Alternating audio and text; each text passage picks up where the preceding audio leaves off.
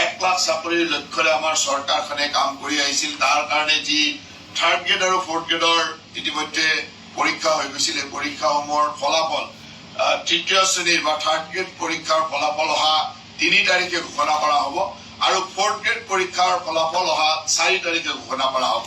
গতিকে সকলো কেণ্ডিডেটে সেৱাৰ ৱেবছাইটলৈকে গৈ যি ধৰণে তেওঁলোকৰ এপ্লিকেশ্যন নাম্বাৰ তাত দি পেলাই তেওঁলোকৰ ফলাফল চাব পাৰিব আৰু অহা 11 তাৰিখে আমাৰ চৰকাৰৰ 2 বছৰ বৰ্ষপূৰ্তি উপলক্ষে 50,000 যুৱক যুৱতীক একেলগে আমাৰ এপইণ্টমেণ্ট লেটাৰ দিয়াৰ কাম 11 তাৰিখে কৰাৰ এটা পৰিকল্পনা কৰা হৈছে।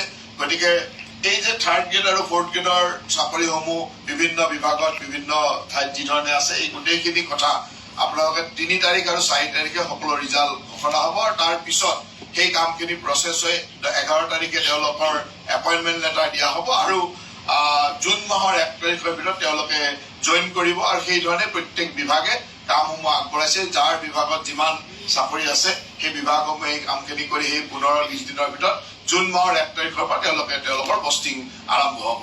গতিকে এইটো এটা গুৰুত্বপূৰ্ণ সিদ্ধান্ত আছে যে অসম চৰকাৰৰ 1 লাখ চাকৰিৰ যি লক্ষ্য, সেই লক্ষ্যত আমি অহা 11 তাৰিখে আমাৰ চৰকাৰৰ 2 বছৰীয়া বৰ্ষপূৰ্তিৰ লগে লগে আমাৰ কেন্দ্ৰীয় গৃহমন্ত্ৰী ডাঙৰীয়াৰ উপস্থিতিত একেলগে এই 50,000 লোকক তেওঁলোকৰ চাকৰিৰ এপইণ্টমেণ্ট লেটাৰ দিয়াৰ সিদ্ধান্ত লোৱা হৈছে। গতিকে আজিৰ কেবিনেটৰ মুখ্য সিদ্ধান্ত এইখিনি।